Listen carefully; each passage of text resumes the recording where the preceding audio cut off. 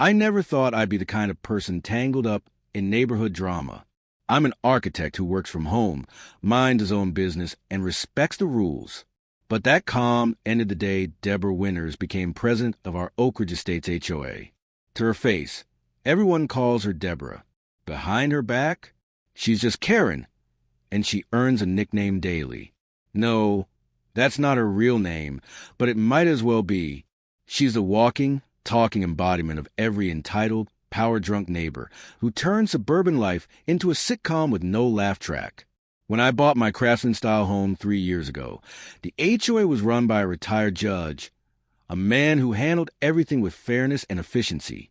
But he retired and moved to Florida last year, and Deborah pounced on the power vacuum like a hawk on a squirrel. She campaigned hard, promising to restore property values and enforce community standards. What she really meant was micromanaging the neighborhood into submission. Almost immediately, she unleashed a storm of petty violation notices. Mrs. Chin, 3 houses down, got fined because her trash bin sat visible from the sidewalk for 1 hour too long. The Johnsons, they got a warning because their Christmas lights stayed up until January 8th, 3 days past the deadline. I somehow managed to fly under her radar, carefully adhering to every nitpicky rule in the 32-page HOA covenant, until spring. You see, I had a gorgeous maple tree in my backyard. It came with the house, strategically placed to shade my home office during those blazing summer afternoons. According to my property survey, the tree stood 4 feet inside my fence line, entirely on my side. Then, one quiet Saturday morning while I was sketching at my desk, I heard an odd mechanical buzzing outside. Curious, I walked to the window and nearly dropped my coffee. Deborah, in my yard, directing 2 guys with chainsaws. I stormed outside, heart pounding. "What do you think you're doing to my tree?" She turned casually, as if she'd been expecting me. Designer sunglasses, clipboard in hand, perfectly styled blonde bob, not a hair out of place. She looked more like a runway manager than a suburban chainsaw conductor. "Oh, good morning," she chirped. "Your tree's branches are hanging over the fence and dripping sap on my patio furniture. According to Section 12, Paragraph 4 of the HOA bylaws, no foliage may encroach upon another property." I blinked. That may be true, but you can't just walk into my yard and start cutting things down. That's trespassing. With the smug grin I come to dread from HOA meetings, she replied, "Actually, as HOA president, I'm authorized to resolve violations directly. I sent you a notice last week." Spoiler alert, she hadn't. And she knew it. I tried to stay calm. I'm not a confrontational guy, but this was both figuratively and literally over the line. The chainsaw crew looked increasingly uneasy, obviously not keen on being part of this turf war. "Tell your contractors to stop cutting. Now, if anything needs trimming, I'll handle it myself. You're on my property without consent." She gave a dismissive wave. "Well, since we're already here," she motioned for them to continue. That's when I pulled out my phone. If they cut one more branch, I'm calling 911. Reporting trespassing and property destruction definitely got their attention. The workers immediately shut off their chainsaws, looking at Deborah for guidance.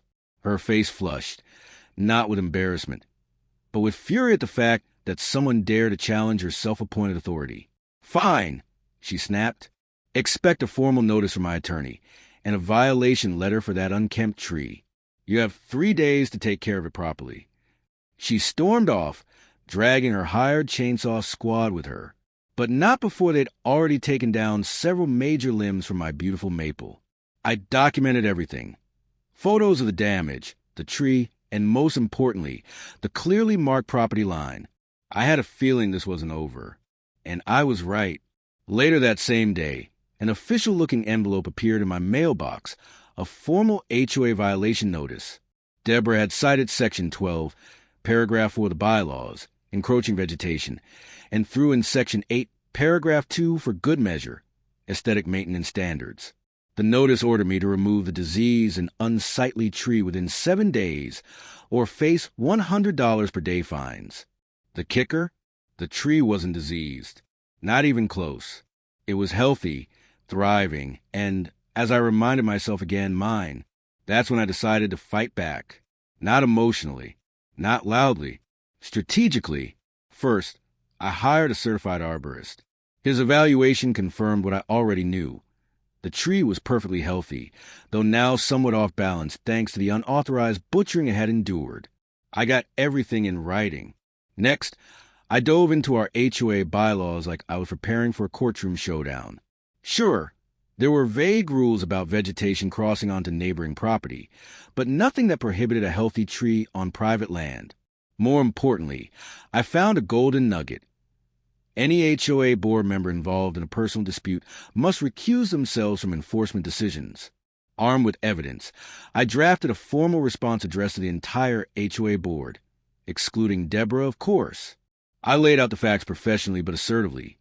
The trespass, the unapproved trimming, the arborist's findings, and the exact bylaw sections that Deborah had either misread or willfully ignored. To my surprise, several board members reached out privately, expressing sincere apologies. Turns out, Deborah had a habit of making road decisions without consulting the board, and people were growing weary of her leadership style. They assured me that no further action would be taken regarding my tree. I thought that was the end of it. I was wrong. Very wrong. 3 days later, I had to visit a client's construction site. I left early and returned around 2 p.m. As I turned onto my street, my stomach dropped.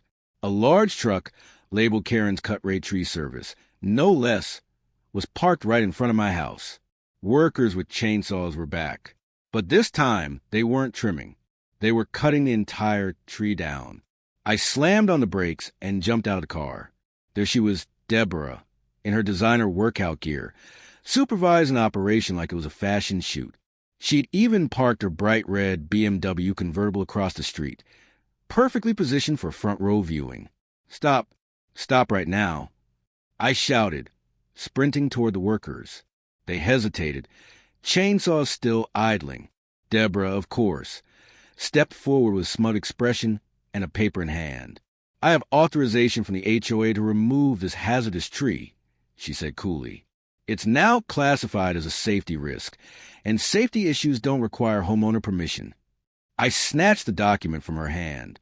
It was printed on HOA letterhead, but there was only one signature, hers, and that was all I needed. Her claim that it was an emergency action? Completely bogus. The safety hazard? A lie she manufactured to justify her latest power trip. This is forged, and you know it. I snapped, waving the so-called authorization in her face. Tell them to stop now, or I'm calling the police. Deborah shrugged, using fake calm. They're almost done anyway. The tree's compromised could fall any time. Of course it was compromised, because she'd ordered the improper trimming in the first place. The workers hesitated, their eyes flicking between us. Guys, I said, voice steady but firm, this woman does not have the legal authority to remove my tree. If you continue, you'll be liable for the damages. I have documentation. The tree is healthy and on my property. One of the men shut off his chainsaw. Ma'am, he said to Deborah, you told us the homeowner had given permission and that you had proper HOA authorization. Deborah's face twisted into something between fury and disbelief. I am the authorization, she barked. I'm the HOA president. Just then, my phone rang. It was Michael, one of the other HOA board members. Hey, he said, I just got a call from Lisa. She lives across the street from you. Is someone cutting down your tree? Yes, I replied. Deborah brought a crew, and they've already cut through most of the trunk. She forged an HOA order. What? We never approved that, he said, alarmed. Hold tight.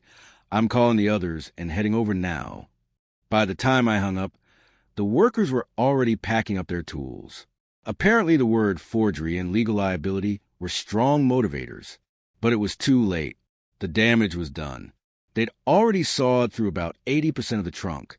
You're making a big mistake, Deborah hissed. This neighborhood has standards to maintain. No, I replied coldly. You made a mistake. Trespassing, forgery, property destruction. Should I keep going? Then it happened. A low, groaning creak cut through the air. The damaged maple, my once proud tree, began to lean. Everyone instinctively backed away. Well, everyone except Deborah, who was too busy yelling at me to notice. You'll be hearing from my attorney about your obstruction of HOA business. Crack. The tree gave way, but not toward my house, not toward me, not even toward the workers. No, guided perhaps by some cosmic sense of justice, the entire maple fell directly across the street, right onto Deborah's shiny red BMW convertible. The impact was brutal. The roof caved in instantly. The windshield exploded into glittering shards. The frame twisted under the weight of the thick trunk. There was a long, stunned silence. Then Deborah screamed, a high-pitched, shrill wail that probably violated our neighborhood noise ordinances. My car! My car! Look what you've done! What I've done! I asked, incredulous. You trespassed. You forged documents. You illegally cut down my tree. This is your doing. I watched your expression morph. Shock, then rage, then realization, and finally panic. Meanwhile, the tree service crew began quietly edging away. The foreman was already on his phone, probably to his insurance provider. Neighbors started emerging from their homes, drawn by the sound. Phones were out. Cameras were rolling.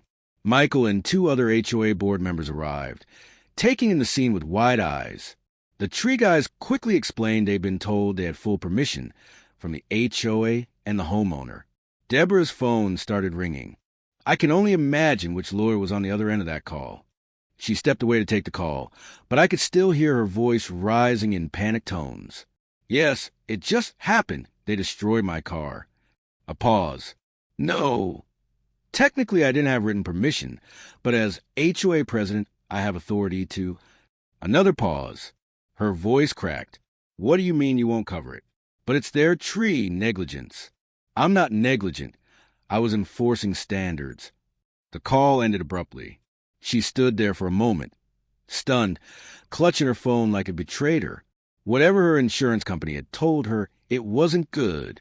Turns out when you forge documents and orchestrate an unauthorized tree removal, the liability falls squarely on you. Over the next few days, everything unfolded quickly. My homeowner's insurance adjuster was surprisingly supportive. After reviewing my documentation, photos, and multiple witness statements, he assured me I'd be made whole. Meanwhile, the HOA board called an emergency meeting. Deborah's actions were unanimously condemned. The board was horrified by her forgery of official HOA documents and her blatant abuse of power. She hadn't insulted anyone, hadn't gotten approval, just acted on her own self-righteous crusade. 1 week later, I received a certified letter. Inside was a formal apology from the HOA board, signed by everyone except Deborah. They acknowledged that my tree had been removed without proper authorization and included a check covering the full appraised value of a mature maple tree, plus additional funds for landscaping restoration. The total? Nearly $20,000. Also included a copy of the emergency meeting minutes. Deborah Winters had been removed as HOA president, effective immediately. I was sitting on my porch, savoring the moment and reading through the documents, when a sleek luxury SUV pulled into her driveway, a rental based on the sticker. Deborah stepped out, wearing comically oversized sunglasses. Despite the fact it was nearly dusk, she spotted me and froze. For a second, she just stood there motionless. Then, quickening her pace, she hustled toward her front door. But not before I raised my glass of iced tea in a small, polite salute. She flinched, fumbled with her keys, and vanished inside.